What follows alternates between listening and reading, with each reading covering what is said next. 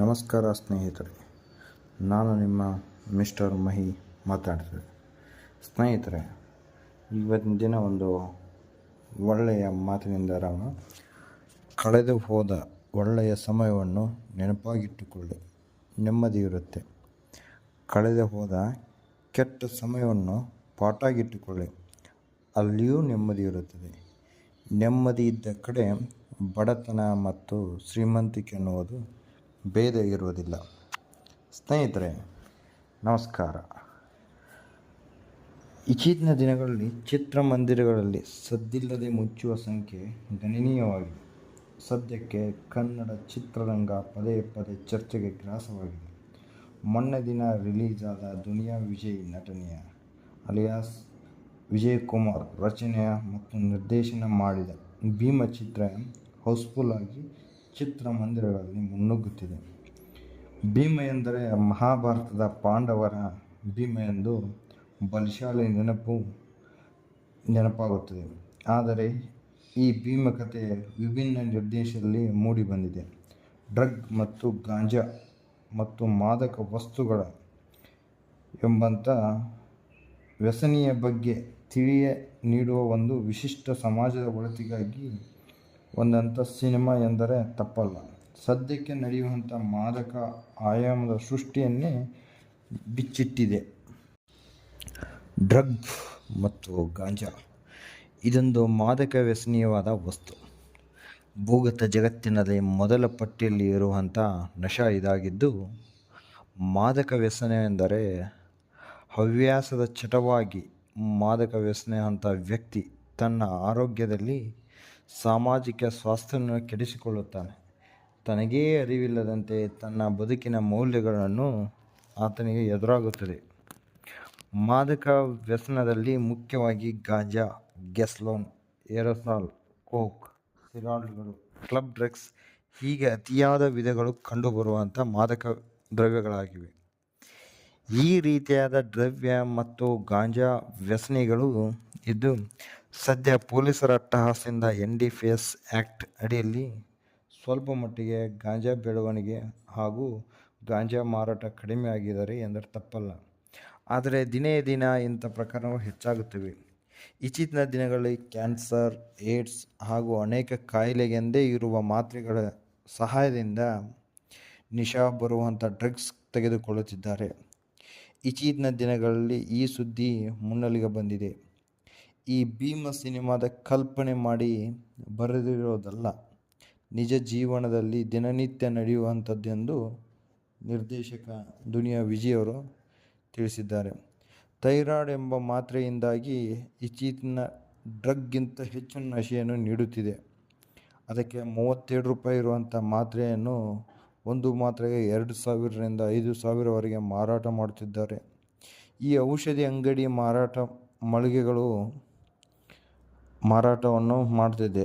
ಇಂತಹ ವಿರುದ್ಧವಾಗಿ ಇಲ್ಲಿಯ ತನಕನೂ ಆರೋಗ್ಯ ಇಲಾಖೆ ಆಗಲಿ, ಡ್ರಗ್ ಪ್ರಿಡಿಕ್ಷನ್, ಹ್ಯೂಮನ್ ರೈಟ್ಸ್ ಆಗಲಿ, ಮತ್ಯಾವ ಇಲಾಖೆಯೂ ಕೂಡ ಕ್ರಮ ಕೈಗೊಳ್ಳುತ್ತಿಲ್ಲ. ಸ್ನೇಹಿತರೆ, ಎಚ್ಚೆತ್ತುಕೊಳ್ಳಿ. ಮನೆಯ ಮಕ್ಕಳಿಗಾಗಿ, ನಮ್ಮ ಮಕ್ಕಳಿಗಾಗಿ ಇದರ ವಿರುದ್ಧವಾಗಿ ದುನಿಯಾ ವಿಜಯ್ ಅವರ ಸಂದರ್ಶನ ಮತ್ತು ಮಾತುಗಳು ಈ ನಂತರ.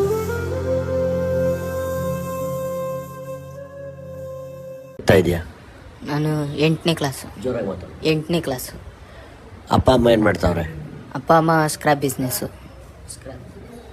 Scrap business. ವಯಸ್ಸೆಷ್ಟು ನಿನಗೆ? ನನಗೆ 16. 16 ವರ್ಷ. ಯಾವಾಗಿಂದ ಶುರು ಮಾಡಿದೆ ಗಾಂಜಾ? ನಾನು ಇವಾಗ ಒಂದು 2 ವರ್ಷ ಆಯಿತು. 2 ವರ್ಷದಿಂದ ಗಾಂಜಾ ಶುರು ಮಾಡಿದೆ.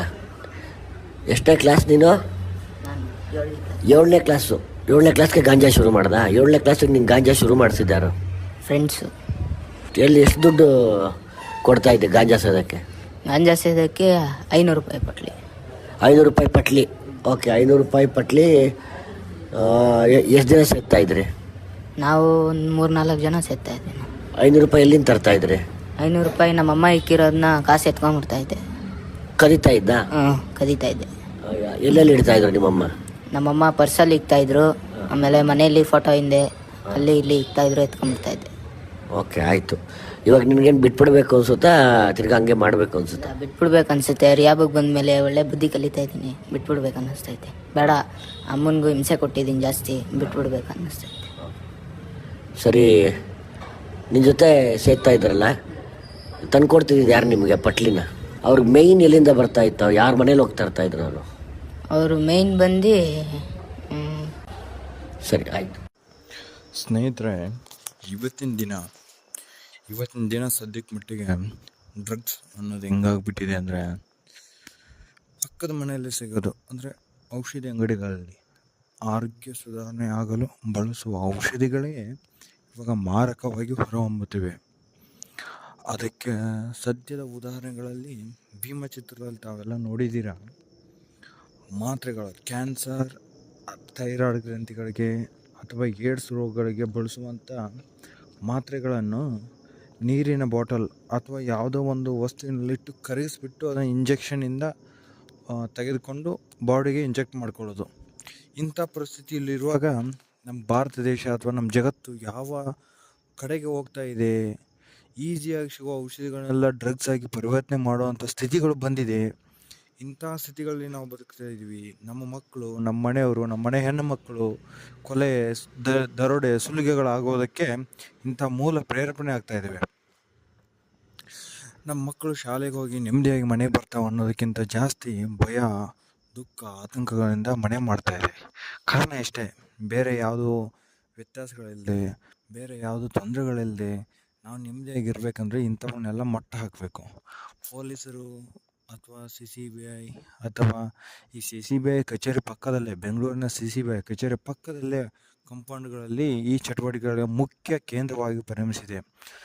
ನಾವು ಇತ್ತೀಚಿನ ಒಂದು ಯಾವುದೋ ಇಂಟರ್ವ್ಯೂಯಲ್ಲಿ ದುನಿಯಾ ವಿಜಯ್ ಅವರು ಭೀಮಚಿತ್ರ ಇಂಟರ್ವ್ಯೂನಲ್ಲಿ ಹೇಳಿದ ಮಾತನ್ನು ಅನುಸರಿಸಿ ಒಂದು ಯಾವುದೋ ಯೂಟ್ಯೂಬ್ ಚಾನೆಲ್ ಮುಖಾಂತರ ಅಲ್ಲಿ ಹೋಗಿ ವಿಸಿಟ್ ಮಾಡಿದಾಗ ಸಾಕ್ಷ್ಯಾಧಾರಗಳ ಸಹಿತವು ಅಲ್ಲಿನ CCB ಪಕ್ಕದಲ್ಲೇ ಈ ಡ್ರಗ್ಸ್ ಸಪ್ಲೈಯಿಂದ ಮಕ್ಕಳು ಎಷ್ಟು ನರಕ ಯಾತನೆ ಅನುಭವಿಸ್ತಾ ಇದ್ದಾರೆ ಇದನ್ನು ತೆಗೆದುಕೊಂಡು ಅನ್ನುವ ಸುದ್ದಿಯನ್ನು ನಾವು ಕಣ್ಣಾರೆ ಕಂಡಿದ್ದೀವಿ, ನೋಡ್ತಾ ಇದ್ದೀವಿ. ಇದನ್ನು ಅವ್ರಿಗೂ ಸಹ ಮುಖ್ಯವಾಹಿನಿಗೆ ತಂದು ತೋರಿಸಿದ್ದಾರೆ. ಆದರೆ ಯಾವುದೇ ಅಧಿಕಾರಿಗಳು, ಯಾವುದೇ ಮುಖ್ಯ ಅಧಿಕಾರಿಗಳಾಗಲಿ, ಆರೋಗ್ಯ ಇಲಾಖೆ ಆಗಲಿ ಅಥವಾ ಈ ಮೆಡಿಸಿನ್ ಡಿಪಾರ್ಟ್ಮೆಂಟ್ಗಳಾಗಲಿ ಯಾವುದೇ ಕ್ರಮವನ್ನು ಜರುಗಿಸ್ಕೊಂಡಿಲ್ಲ. ನಮ್ಮ ದೇಶ ರಾಜಕಾರಣಿಗಳ ಅಥವಾ ಇನ್ನೊಂದು ಕ್ರಿಕೆಟು ಅಥವಾ ಈ ಸಿನಿಮಾ ಕ್ಷೇತ್ರಗಳಿಗೆ ಮಾತ್ರ ಮುಡಿಪಾಗಿಟ್ಟು ಜನಸಂಖ್ಯೆಯನ್ನೇ ಅಥವಾ ಜನರನ್ನೇ ಅಥವಾ ಯುವಕರನ್ನೇ ಈ ಯುವಕರೇ ಮುಂದೆ ಇಂದಿನ ಯುವಕರೇ ಮುಂದಿನ ಪ್ರಜೆಗಳು ಎನ್ನುವ ವೇದವಾಕ್ಯವನ್ನು ಮರೆತು ಇಂದಿನ ಯುವಕರೇ ಡ್ರಗ್ಸ್ ರೋಗಿಗಳಾಗ್ತಾ ಇದ್ದಾರೆ. ಡ್ರಗ್ಸ್ ರೋಗಿಗಳು ಯಾವ್ದು 30 ವರ್ಷಕ್ಕಿಂತ ಜಾಸ್ತಿ ಬದುಕೋಕ್ಕಾಗಲ್ಲ. ನಮ್ಮ ದೇಶದ ಅಭಿವೃದ್ಧಿಯಲ್ಲಿ ಯಾವ ಪಥದತ್ತ ಸಾಗಿಸಬೇಕು? ಒಳ್ಳೆಯ ಮನೆತನದಿಂದ ಬಂದಂಥ ಅನೇಕ ವ್ಯಕ್ತಿಗಳು ಕಾಲೇಜು, ಸ್ಕೂಲು, ವಸತಿಗಳಲ್ಲಿ, PGಗಳಲ್ಲಿ, ಬೆಂಗಳೂರಂಥ ಅಥವಾ ಮಂಗಳೂರು ಇಂಥ ಕಡೆಯಲ್ಲಿ ಓದುವಾಗ ಇಂಥ ಯಾವ ತಿರುಬೋಕಿ ಜನರು ಪರಿಚಯವಾಗಿ ಅಥವಾ ಇಂಥ ಮತ್ತೊಂದು ಮುಗಿದೊಂದು ಒಳ್ಳೆಯ ಸಂಸ್ಕಾರದಿಂದ ಮನೆಯಿಂದ ಬಂದವರಿಂದ ಈ ಡ್ರಗ್ಸ್ ಎಡಿಟ್ ಆದ ಒಬ್ಬ ವ್ಯಕ್ತಿಯಿಂದ ಇಡೀ ಕಾಲೇಜೇ ಅಥವಾ ಇಡೀ ಸಮಾಜವೇ ಹಾಳಾಗುವಂಥ ಸಂಗತಿಗಳು ಬೆಳಕಿಗೆ ಬರ್ತಾ ಇದೆ. ಎಚ್ಚೆತ್ತುಕೊಳ್ಳಿ ಜನರೇ, ಎಚ್ಚೆತ್ತುಕೊಳ್ಳಿ. ದಯಮಾಡಿ ಮನೆ ಪಕ್ಕದಲ್ಲಿ ಮೆಡಿಕಲ್ಗಳು ಸಿಗುವಂಥ ಈ ಔಷಧಿಗಳ ಬಗ್ಗೆ ಜಾಗೃತಿ ಇರಿ. ಜಾಗೃತಿ ಇದ್ದರೆ ನಮ್ಮ ಮನೆ ಮಕ್ಕಳು ಬದುಕೋದು ಸಾಧ್ಯ.